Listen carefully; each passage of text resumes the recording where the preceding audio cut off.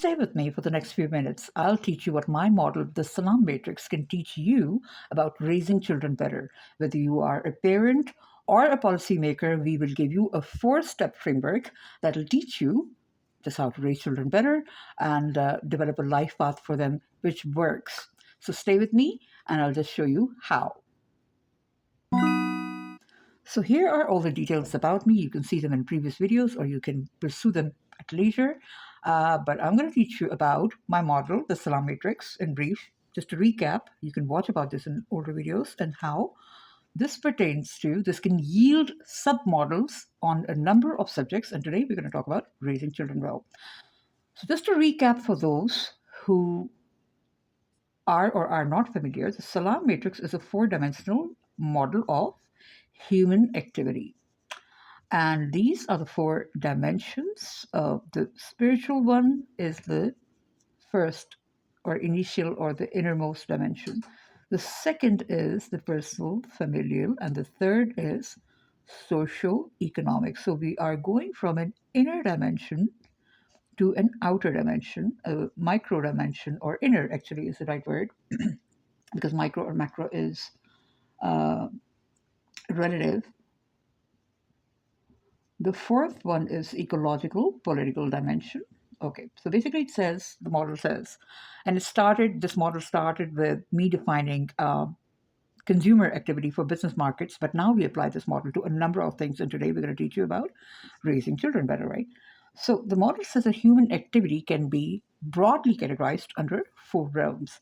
You are a spiritual being. It doesn't matter if you're religious or spiritual or whatever. The spiritual part also means your software part, your belief, your programming, your ideas, your attitudes. This is your software part. So that we'll call the spiritual part. The second part is personal familial part, how you are as an individual in your home space, whatever kind of space that is, even if somebody is homeless. And familial, what kind of family do you have or not have, or what do you substitute for a family when you do not have a so-called proper family. So this is your more intimate dimension. The third is the socio-economic dimension. The name is self-explanatory. This is when you become more social, when you emerge out of your personal home realm and into into economic transactions. You deal with the outer society, so-called. And then from there, you graduate to ecological, political realm. Ecology means 2 things. Ecology is the construct, the design, the matrix. When we speak of ecology as something cognitive, but when we speak of it as something 3-dimensional and grounded, we mean the actual environment, the trees, the planet, the constituency of our living world as it is. And then the political, what are your political beliefs, what is your attitude as a citizen, and so on and so forth. So this is a basic model. And then we extend this model or use this model to make many derivatives of how to apply this for business studies, of how to apply this for policy development, of how to apply this for a number of scenarios. So the other day I was thinking to myself that if I would design a curriculum or an activity chart for my child, if I were to center something, what would I center and what would I build around it? And I made a chart that went into 4 dimensions, and I suddenly realized, aha, that does pertain to the Salaam Matrix, which is my own model that I created. This is model. And you can read more about it on the website, thesalaammatrix.com, and you could watch videos about it on my channel, The Salaam Matrix, at The Salaam Matrix on YouTube, right? So here are all the details on the sites that you can pause this video and just pursue on your own. So you will actually find a document with the Salaam Matrix. It has more business focus and social focus, but now I am developing its applications on various realms of human activity. And those realms can be, once again, back to the matrix: spiritual, personal, familial, socio-economic, ecological, political. This falls somewhere, raising children falls somewhere in the personal, familial to socio-economic realm. Okay, so I'll wipe this thing out a little bit and show you the model in the next few seconds. So here's the model. I'm going to draw this for you in real time. For my own child, I believe that prayer practice or an intention practice, and you can adapt this to your own faith or the lack of it, or some other alternative. If you don't want to go for prayer, you can go for intention setting, right? Focus, some kind of mission statement or something that you have to repeat or reinforce. Or you can make this self development, right? The other level is life skills, don't mind the noise in the background, and task charts. Whether you are a parent or a curriculum developer, policy developer, or somebody in the government who wants to focus on child development throughout the society, as countries like China have done, where they are teaching children life skills since the past about 10 to 11 years and have graduated levels of life skills over 10 years of education, I believe. We need that, right? So, this model will help you and give you a framework that goes inside out. Inside mean the innermost core of your heart, your mind, the software element in your being or the child's being in this case. Okay, and we are looking at a child uh, at a horizontal level of a specific year and age of study, as well as a vertical level, which is over the years of their development, right? So over the arc of their development, and also over a certain period. Same thing goes. The first level, as I said, is the prayer or intention. They have to have a practice of reinforcing what the prayer, intention, mission statement, ideas, vision, whatever it is. You can, as a parent or caregiver, etc. I'm going to focus on parents in my talk, right? But you can extend this for policymakers and so on, and teachers. And better if the parents and teachers and the study system, everything is aligned, right? That is contentious to a lot of people, but it's just better according to my framework because it is also an ecological framework which talks about creating an ecological society. So that's the broader framework of my work. As you can see, I talk about systems thinking, integral thinking, eco-feminine systems, which is in Urdu, my language is Nizam-e-Jamali, if you can read Urdu or understand Urdu. And I deal more primarily with inner worlds, but from inner to outer. I focus a lot on the inner, the coding element, and then from that, the outer changes and takes shape, right? And the two reinforce each other back and forth. So it's not like one or the other comes first. We actually alternate between two realms. All right, so I don't want to be making the mistake of focusing heavily on one realm, however, or focusing exclusively on the inner realm or the outer realm alone. But if I were to take a primary focus, then that's the inner worlds. And you can look at my other websites as well. So the prayer or intention is the first thing you write down your mission statement, your uh, purpose, the overall purpose of who you want to be as a person. You can define this in the broadest terms. I want to be a person of integrity and good character, and just define it in terms of your values and what you want to become as a human being, right? Values, the human values. And this is really what prayer and intention are about. The prayer and intention are about repeating your idea of who you want to be. For people of faith, you add the extra element where you praise what you call the creator being, God, or in the case of Muslims, Allah, right? So, no, um, as far as concerned, there's no conflict about that. The people who look at things from the framework of faith, which is essentially just a right brained framework, versus the people of left brain framework. We'll talk about that sometimes. That is the only difference. So the right brain framework people tend to encapsulate their ideas and vision in terms of referring to some kind of creator entity. And the left brain person do the same task but focus more on themselves.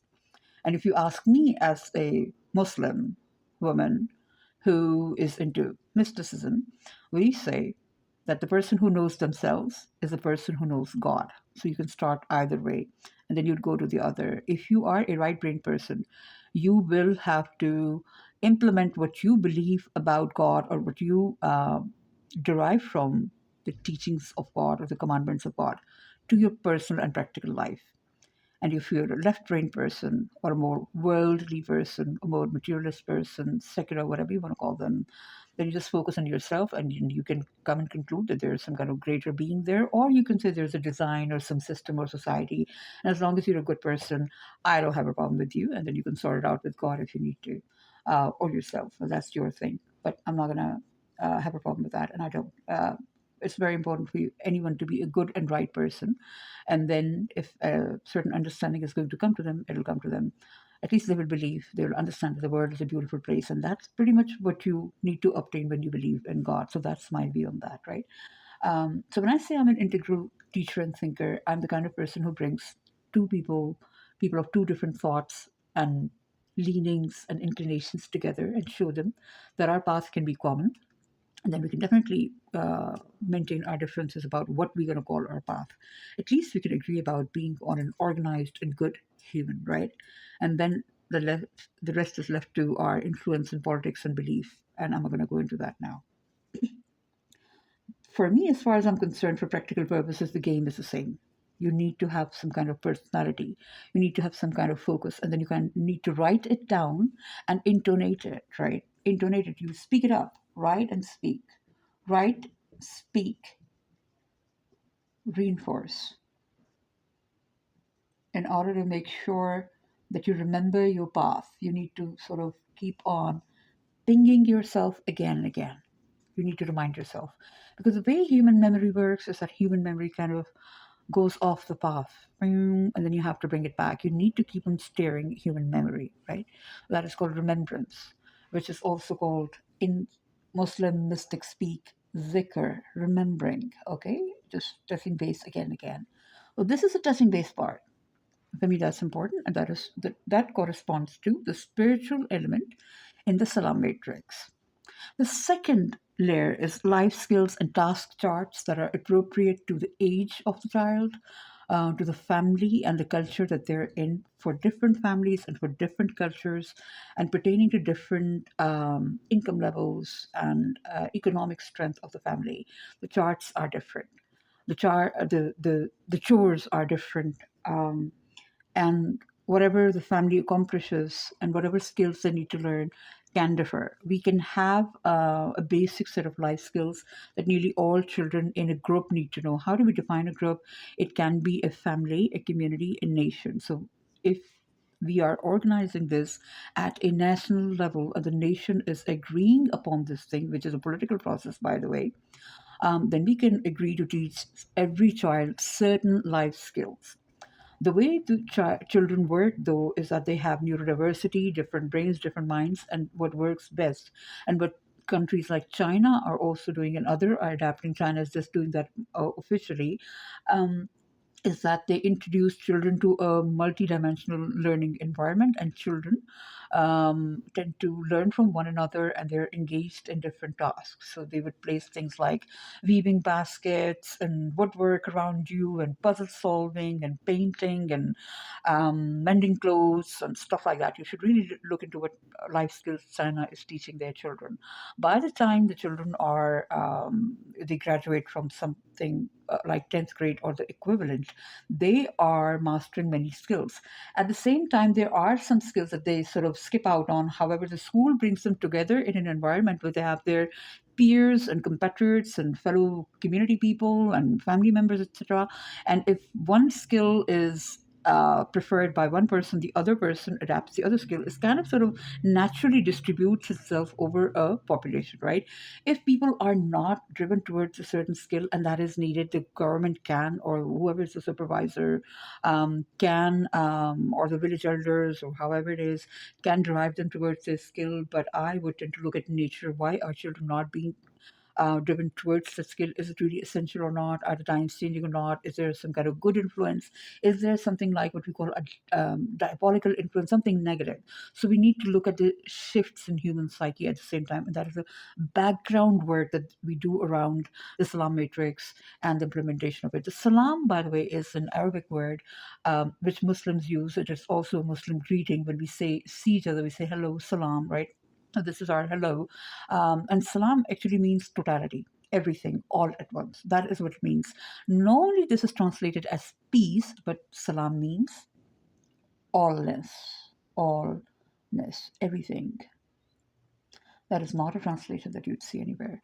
I have a whole masterclass on Salaam, but the meaning of Salaam on my channel, The Eco Feminine, and I'll re-upload that on the Salaam Matrix as well. And these are my other channels, Herbal and Art channel for my kid, not for me, and I've just put this up here if you want to take a look.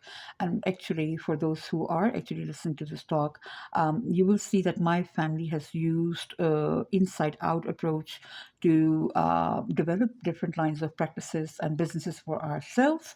I'll go this into it some other time, and maybe the next video will be about how we used inner core in order to become a more ecological family. Don't mind my hands, which become dirty when I deal with this board, and how I used an inner inside out teaching to develop these practices that my family is doing. I have a herbal practice, my kid has an art practice, and we are using something like the Salaam Matrix in order to have an inside out personal development arc, which also goes into a career development arc in the future.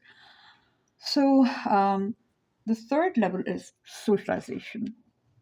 And socialization for children is not just with fellow peers, but also with family and all ages of family, right? Young to old, as well as a larger society with various roles in society, various trades and crafts. Some 20 years ago, around in 2005, was the first time when I learned of a business that was taking children on site to different professional settings, like letting them meet bakers and fireworkers and so on. I'm not able to recall the name of that business. I think it was Wonder something, but a lot of people do that. They take the children out on various experimental outings, and some do this more deliberately as a teaching uh, in order to teach them more formally, and sometimes schools can arrange that. There were always trips and outings to teach children, but they were far and few in between in my times in my kind of schools. I believe we need to have more hands-on teaching, and you can actually take people, children, a lot to these kind of roles in society and introduce them right away, so they know what a doctor is, they know what a fireman or firewoman is, they know what a painter is, they know what a carpenter is, and so on and so forth. Or at least show them videos in school if you can do nothing else, and show them videos that are relevant to their own society and their culture, so they at least have rooting in that, as well as show them something inspirational where the society wants to get to, in order that in case that is the trajectory of the society and the nation. And these are things that you have to think of in the background. You really have to keep on working on it, and you have to have a process of dialogue in the community, um, and in the nation, whatever the larger group we define ourselves as, a unified larger group. The Chinese people, the American people, Americans of this sort, Americans of that sort, liberal Americans, right wing Americans, conservatives, Christians, Muslims, Jews, seculars, whatever. So everybody does it for themselves, because I believe some groups might want to be separate in their approaches from one another, good for them. And if then there is an outer process of bringing things together, good. And if not, well, the world goes its own separate ways. But I believe there's a space for integration, or at least there's room enough in the world for people to just go live their own life and test their theories. So whichever is the right theory is what wins, right? So this is my approach. And I'm not a person who is very coercive. I think when you want to control something or impose order, then you need to have the right authority and the right reasons. And that is another debate. But these are the questions that arise in people's minds, so I'm sort of answering them on the go. So you need to introduce them to their peers, but under certain controls. This is my adult advice, that you do not leave children to their peers, because what has happened is that there are societies that are very controlling, very so-called traditional, and then there are societies which are so-called contemporary, and then now there's a postmodern, post-growth society, right? And the more traditional society, or what we call the traditional society, what is traditional differs for different cultures as well, but typically from a Western lens, what we call traditional is something which had a traditional family structure, woman and a man marrying, and then continuing their family and then having the same kind of marital structure for their progeny, and then the family having children and grandchildren, etc. And the cycle is continuing, right? So in those kind of so-called traditional families, the family itself controlled or dominated or shaped the mind or direction for the child. Then we start having outer influence from technology, from society, and so on, so forth, which is outside of the realm of family. And that is good too, because you don't need to be always fashioned by your family all the time, unless your family is really very inclusive. But there came a time when children started moving more towards their peers. And that is good because children do need to socialize, and this is a socialization aspect. You learn from similar people like yourself. However, those similar people all need to be guided by an adult. So there needs to be a bit of a natural element of childhood in children and then guidance from the adults. Peers in themselves cannot generate brain building education for the fellow children. They can teach them how to play, they can teach them some of the rules, but the adult rules, you will eventually grow into an adult, or becoming adult rules or maturation rules will not be taught by peers. In fact, you can be 30-year-old and be amongst peers, and your peers will not be able to teach you things that you need to understand in order to become a person that keeps on growing and maturing, right? So peers are people who keep you at an equivalence level, but you need to grow also. So you need to balance equivalence with growth, a bit of equivalence guided by growth. So the peers give children equivalence, the family gives them containment and an art for personal growth from infant to child to adolescent to adult to elder, and then passing on inheritance and legacy. And society is something that is something outside of each individual family, from a collection of families, and then something a little beyond from the ecological political realm. Remember, we have this realm. So the ideas that occur to humans in some kind of realm that is beyond the intimate realm, that is also there, but the family is the one that contains the person and better guides the person. And the society better be somewhat in alignment with family.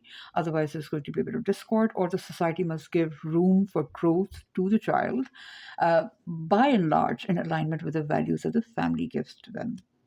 Um, so that's that, and that can change for different situations and societies and for different growth arcs as well. But we are in what we are calling a post growth ecological societies where human beings are resettling into villages and sort of going a little bit more towards inner depth and not so much outer shifts and changes. The technologies that we needed in this world are already kind of here. So we need to sort of, this is the region where a lot of societies, particularly the Western societies, need to focus. So for different societies, their focus can be different.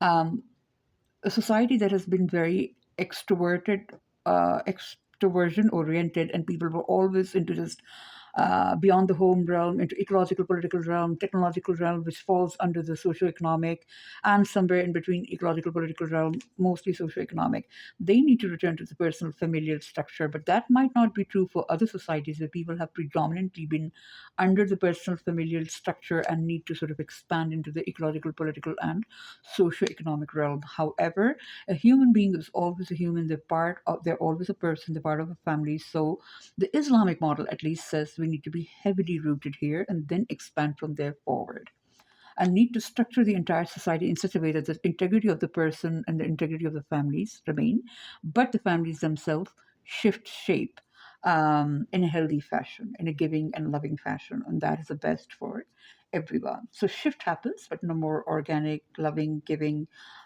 creative fashion rather than there being destruction or unhealthy disruption. So we can be intentional about these shifts. And the more we understand the design of the world, the more we understand the requirements of nature and the shifts that are coming from the beyond. I suppose my model needs to introduce beyond. This is human activity, and then there's a beyond. There's always a shift coming from somewhere outside of us. Then the more observant we are, the more ready we are for these things. So we can always change the life skills that we need or we already know in order to develop a response to the beyond.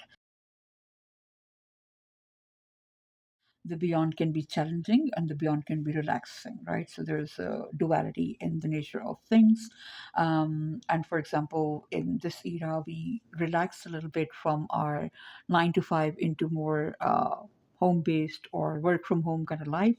And also, we get challenged a little bit in the sense that we are shifting around the world from a more consumerist, laid back, just sitting around shopping from grocery stores lifestyle to a more maker and creative lifestyle. So we need to add a few skills that are about being creative and being makers, and subtract a few skills that are being about being like a machine in the techno militant matrix, right? So this is how it is. Speaking of technomilitant, there was a time that human beings needed a little bit of technomilitancy, not as much as we obtained. And that was because we needed to develop those aspects of our beings and psyche. These are all aspects of being and psyche. The problem with humans is that we forget to have a stop button, right?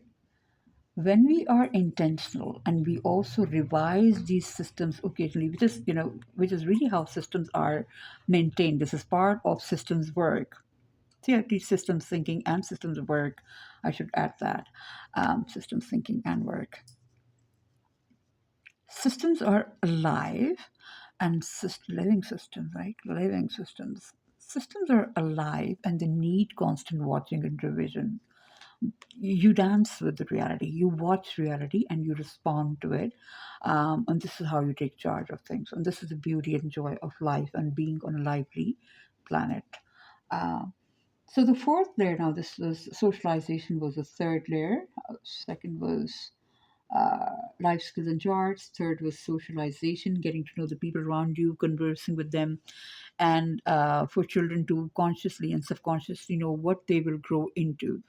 And if there is a change from beyond, or if some child is inspired and gets a vision from the beyond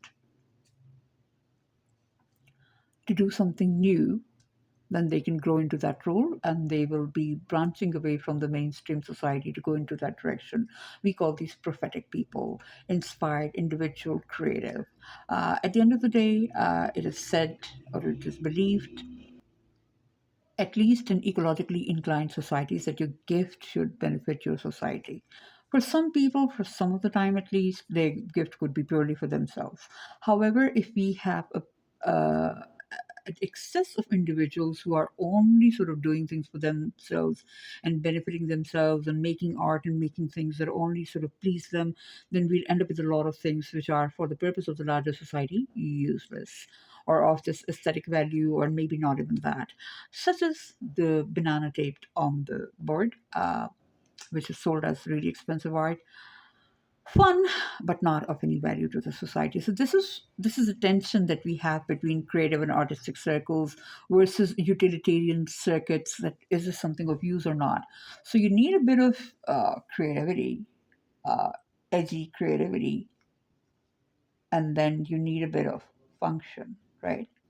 Sometimes what is edgy at one time or at one moment can be picked up and used by the same or the other person and turned into something of function. And sometimes things are truly redundant and useless.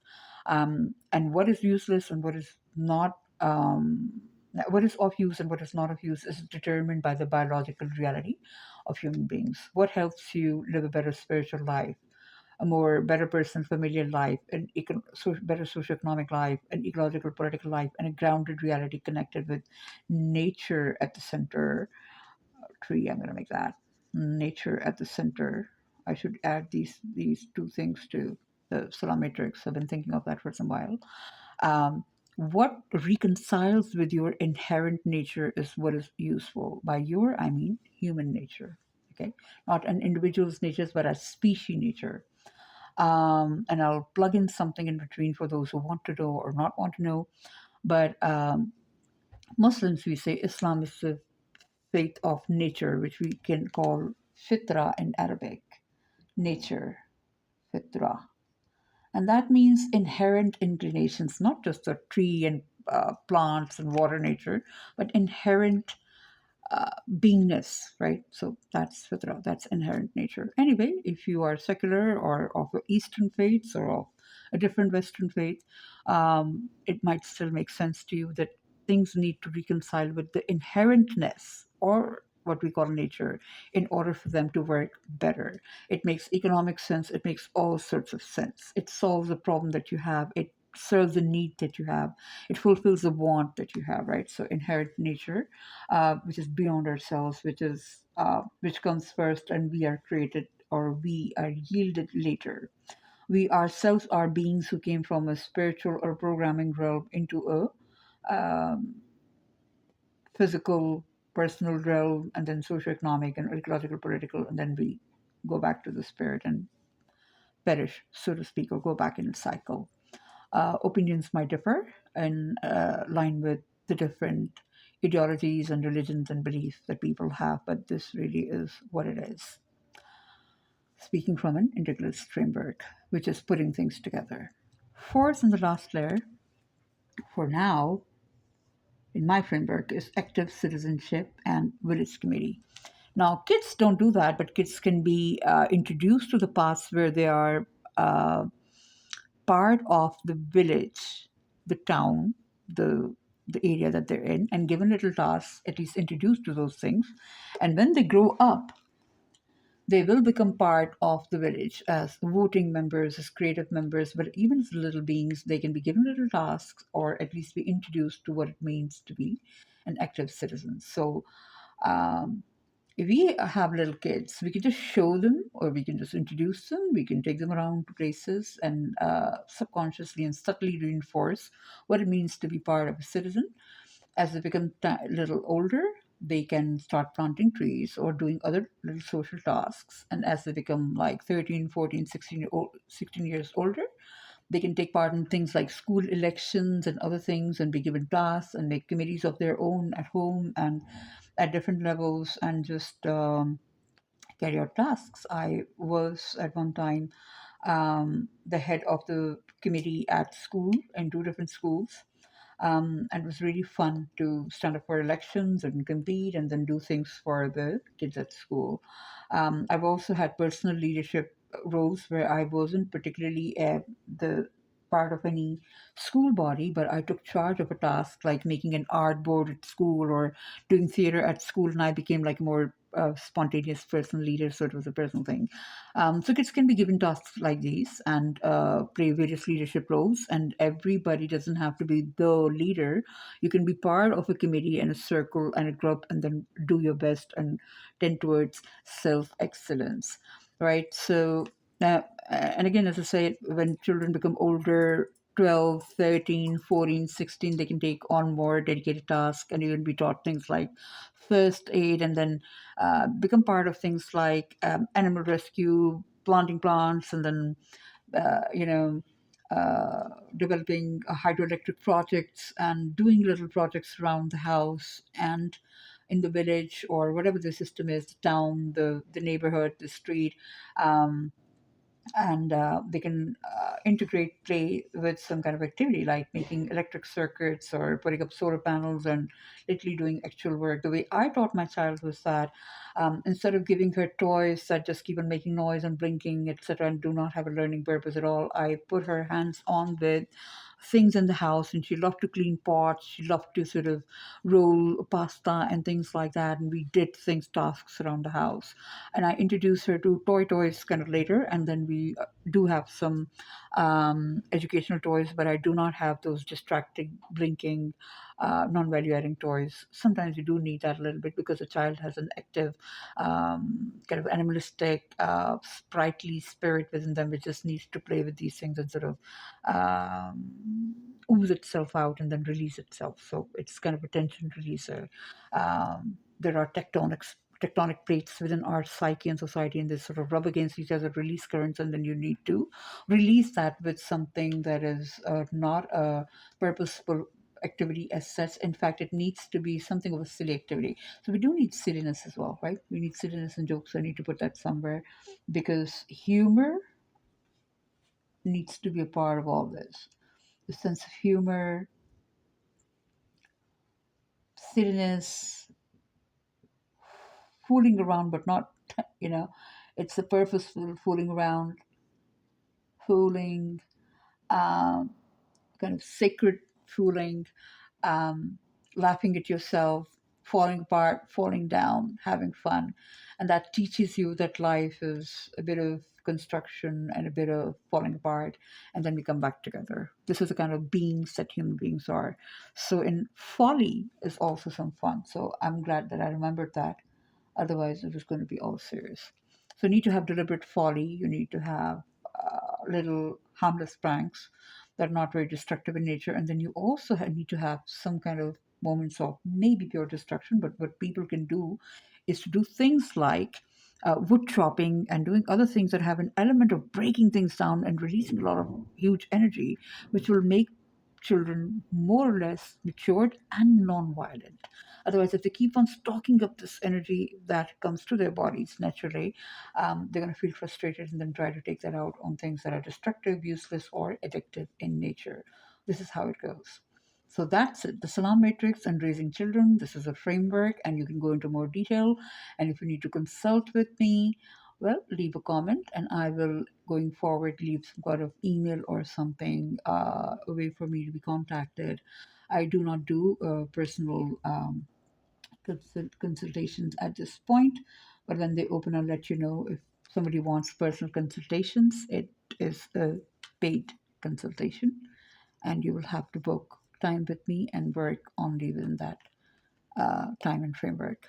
I try to do things that are more like public or group oriented because I found it not so useful to teach just one person and agreeing with them, one parent or one group, and then for them to be out of alignment with the rest of the society.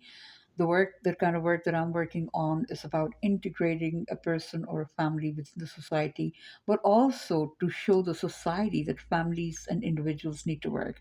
Because we are in many places in the world currently developing societies that are not taking care of families, not taking care of the person, and are basically abstractions, just kind of artistic or techno-militant abstractions which are dissociated from the body of humanity, and literal body of human beings are becoming dissociated with our planet. But this kind of frameworks, when revised and intentionally, when it is constantly refreshed, revised, and intentionally implemented, will keep us grounded again and again. And these things are not very fixed in time, and they need to be revised constantly, at least year to year, and they need to be practiced. Uh, Prayers daily and weekly, and so on and so forth.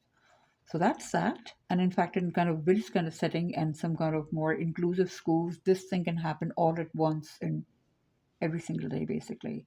And then have specific focus, like only a task focus or only a prayer focus on certain days and for certain hours, not mixing everything together. So you can specialize it, focus for certain seasons and days and weeks and so on and so forth, and then bring everything back together.